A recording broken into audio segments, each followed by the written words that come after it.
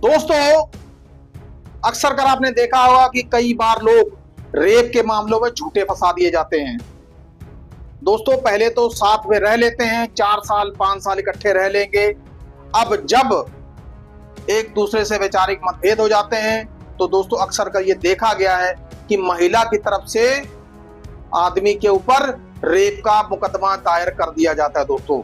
और दोस्तों, ऐसे कई सारे मुकदमे हैं जहां पर मुकदमे में कई बार पुरुष को सजा भी मिल जाती है, क्योंकि दोस्तों रेप का मुकदमा एक ऐसा मुकदमा है जो हीनियस क्राइम में आता है और जिस पर यदि प्रोविजन है कि महिला की शिकायत पर ही एफआईआर दर्ज हो जाती है। दोस्तों, एफआईआर ही दर्ज नहीं हो जाती बल्कि पुलिस को उसको गिरफ्तार भी तत्काल प्रभाव से करना पड़ता है। गिरफ्तार करके उसके बाद फिर इन्वेस्टिगेशन स्टार्ट होती है।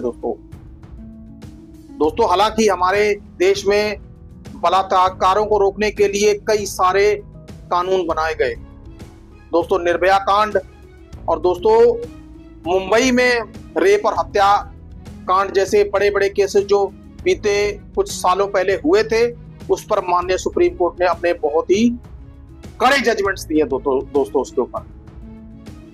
और तभी महिलाओं की सुरक्षा के लिए देश की संसद ने कानून में कई बार बदलाव भी किया। दोस्तों, क्या यह बदलाव सही दिशा में जा रहे हैं? क्या इस बात को सुनिश्चित कर लिया गया है कि इन कानूनों का दुरुपयोग नहीं हो रहा है? दोस्तों,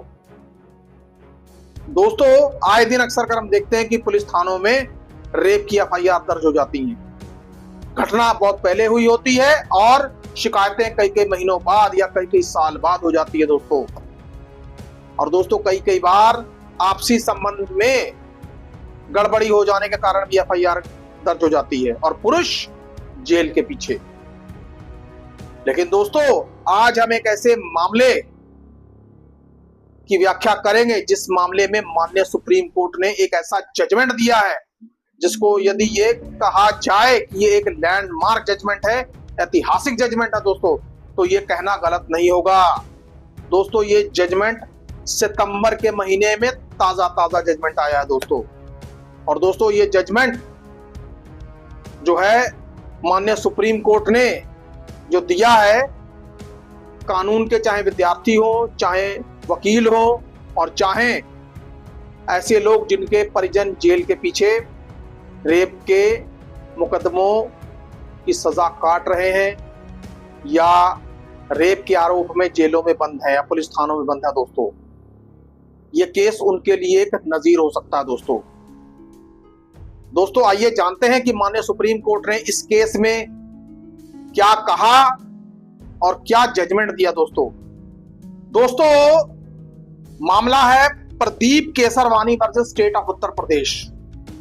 दोस्तों, इस केस में जो जजमेंट था माननीय सुप्रीम कोर्ट ने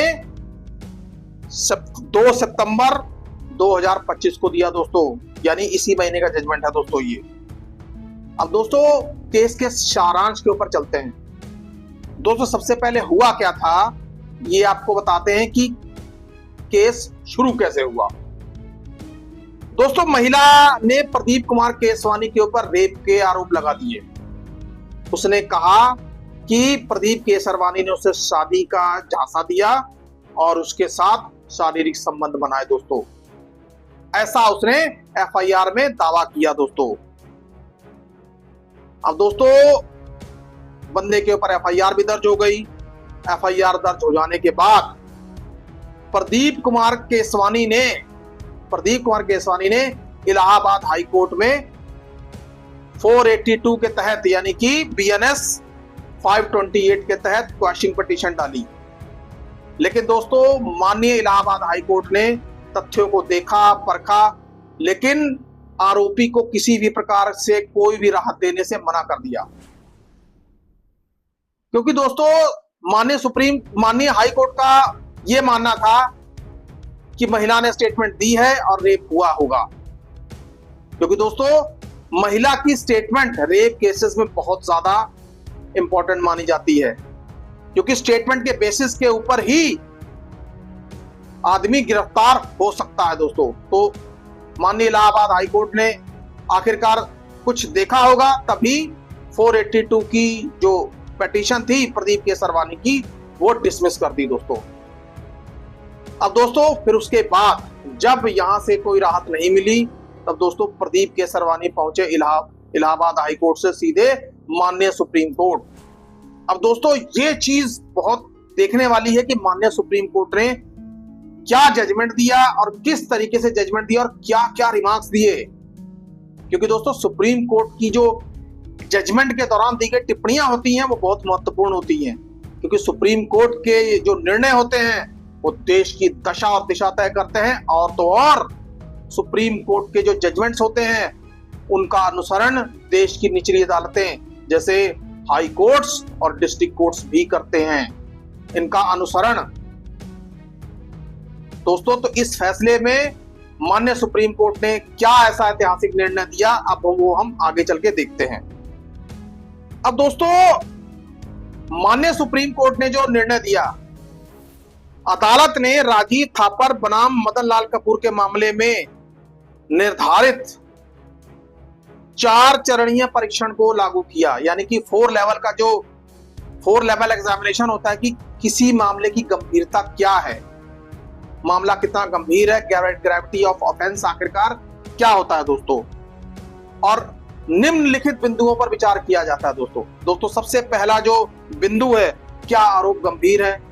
दोस्तों सुप्रीम कोर्ट ने इस चीज के ऊपर बहुत ही गहन विचार किया और इस पॉइंट को बहुत ही सीरियस नोट पर लिया कि क्या जो मामला था वो गंभीर है या नहीं। और दोस्तों दूसरा, क्या जो मामला जो एफआईआर दर्ज की गई है उसको सपोर्ट करने के लिए कंप्लेनेंट के पास प्रॉपर एविडेंस है या पर्याप्त सबूत है उसके पास।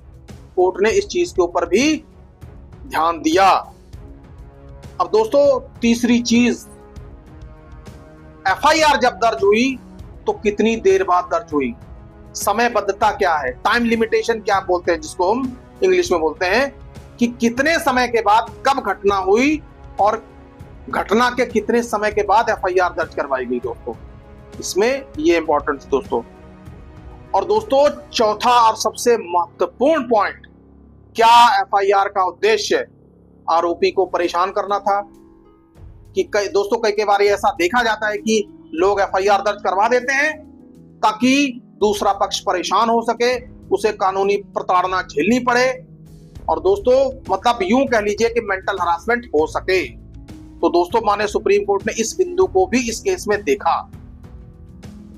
अब दोस्तों निष्कर्ष क्या निकला, दोस्तों माननीय सुप्रीम कोर्ट ने यह कंक्लूजन निकाला कि आरोपों में गंभीरता की कमी थी, मतलब आरोप किसी भी प्रकार से सीरियस नहीं थे, और जो सबूत पेश किए गए थे वो बिल्कुल इनसफिशिएंट थे, यानी कि पूरी तरीके से पर्याप्त नहीं थे। आरोपों का उद्देश्य सिर्फ और सिर्फ परेशान करना था दोस्तों। अब आप ये देखिए दोस्तों कि एक जजमेंट इलाहाबाद हाई कोर्ट ने इस केस में दिया था और दूसरा निष्कर्ष माननीय सुप्रीम कोर्ट ने निकाला। दोस्तों जिला अदालतों के व्यू पॉइंट्स अलग हो सकते हैं, माननीय हाई कोर्ट्स के व्यू पॉइंट्स अलग हो सकते हैं, लेकिन दोस्तों माननीय सुप्रीम कोर्ट के किसी मामले को देखने के व्यू पॉइंट्स अलग हो सकते हैं दोस्तों। तो दोस्तों इस केस में ऐसा ही हुआ। अब दोस्तों हुआ क्या था, कानूनी संदर्भ। अब दोस्तों जो एफआईआर दर्ज की गई थी धारा 376 यानी कि रेप, और धारा 482 सीआरपीसी एफआईआर को रद्द करने की शक्ति, और धारा 528 नागरिक सुरक्षा संहिता यानी कि पूर्व जो सीआरपीसी 482 सेक्शन था उसके बदले में जो 2023 में जो बीएनएसएस जो बना उसको हम धारा 528 बीएनएसएस कहते हैं दोस्तों। अब दोस्तों इस मामले में माननीय सुप्रीम कोर्ट ने क्या किया, दोस्तों इस मामले में माननीय सुप्रीम कोर्ट ने एफआईआर को खारिज कर दिया दोस्तों। अब दोस्तों आखिरकार हम इस मामले से क्या सीख सकते हैं, माननीय सुप्रीम कोर्ट ने जो जजमेंट दिया है जिसको हम कहते हैं कि बहुत ऐतिहासिक है दोस्तों, यदि गौर से आप देखा जाए तो इस मामले में प्रदीप कुमार केसरवानी के खिलाफ एक झूठी एफआईआर, मनगढ़ंत एफआईआर दर्ज की गई थी, कि भैया इसने रेप किया है, इसको जेल में बंद कर देना चाहिए, इसको सजा देनी चाहिए।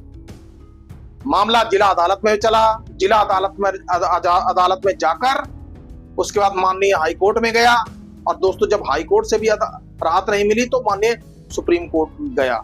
लेकिन दोस्तों सुप्रीम कोर्ट ने जिस तरीके से इस मामले को देखा, उसमें ये चीज पाई कि सारी की सारी एफआईआर एक वेंडेटा के आधार पर की गई थी, यानी कि बदले की भावना, आरोपी को परेशान करना। यानी कुल मिलाकर आप ये कह सकते हैं कि सुप्रीम कोर्ट की नजर में ये एफआईआर एक झूठी एफआईआर थी, क्योंकि दोस्तों जो एविडेंस उस महिला ने पेश करवाए थे या किए थे, उस एविडेंस में पूरी तरीके से माननीय सुप्रीम कोर्ट ने कमी पाई, साक्ष्यों का अभाव पाया, और दोस्तों सबूतों में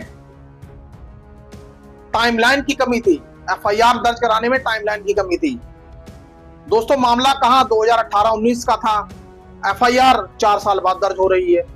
अब दोस्तों ये इतना बड़ा गैप माननीय सुप्रीम कोर्ट के गले नहीं उतरा, और दोस्तों सुप्रीम कोर्ट ने इस जजमेंट में यह साबित कर दिया कि जो एफआईआर थी वो एक तरीके से, पूरी तरीके से झूठ का पुलिंदा थी। अब दोस्तों आप सब लोगों के लिए सीखने का इसमें यह है कि सबसे पहले जब इस तरीके के मामले आपके सामने आए तो सबसे पहले आप देखिए कि समय, टाइम गैप कितना है एफआईआर के अंदर। और दोस्तों ये भी देखना चाहिए कि क्या ऐसी महिला जो आरोप लगा रही है, क्या उसको किसी प्रकार की कोई फिजिकल इंजरी हुई है या नहीं हुई है। दोस्तों कई सारे उसके बाद यह भी देखा जाना जरूरी है कि आरोपी के साथ महिला के रिलेशंस क्या थे और आरोप क्यों लगाए गए। ये सब चीजें यदि आप बार बार देखेंगे, पढ़ेंगे, सुनेंगे तो दोस्तों निश्चित ही आपको अपने केस में कुछ और ही परिणाम मिलेंगे दोस्तों। लेकिन दोस्तों जरूरत यह है कि इस तरीके के फैसले जो माननीय सुप्रीम कोर्ट देती है उनको बार बार देखने की, पढ़ने की, सुनने की, समझने की। और दोस्तों बीइंग एन एडवोकेट आपको ये चाहिए, यदि इस तरीके की एफआईआर आपके सामने आ जाए तो बार बार मामले का गहन अध्ययन करिए, एफआईआर पढ़िए, जो भी रिलेटेड डॉक्यूमेंट्स है उसको पढ़िए, ध्यान से देखिए। कई बार एक बार के पढ़ने में समझ में नहीं आ पाता, आप एक बार पढ़िए, 2 बार पढ़िए, क्योंकि वकील का काम है पढ़ना, पढ़ के और लीगल आर्ग्यूमेंट निकालना। तो दोस्तों यदि आप सभी मामलों को गहन तरीके से पढ़ेंगे, देखेंगे, सुनेंगे तो निश्चित सी बात है कि आप लोगों के जो केसेस हैं उनकी फिर सफलता का रेशो फिर कुछ और ही होगा। दोस्तों आज का जो वीडियो था, एक ये कह लीजिए कि झूठी एफआईआर को माननीय सुप्रीम कोर्ट ने किस प्रकार रद्द किया, झूठी रेप की एफआईआर को। आपको ये वीडियो कैसा लगा कृपया कमेंट बॉक्स में कमेंट करके जरूर बताएं। दोस्तों किस किस ने इस वीडियो से क्या सीखा कमेंट में जरूर बताएं। दोस्तों आज के लिए इतना ही, कल मिलेंगे एक नए टॉपिक पे। सुखी रहिए, स्वस्थ रहिए। जय हिंद, जय भारत।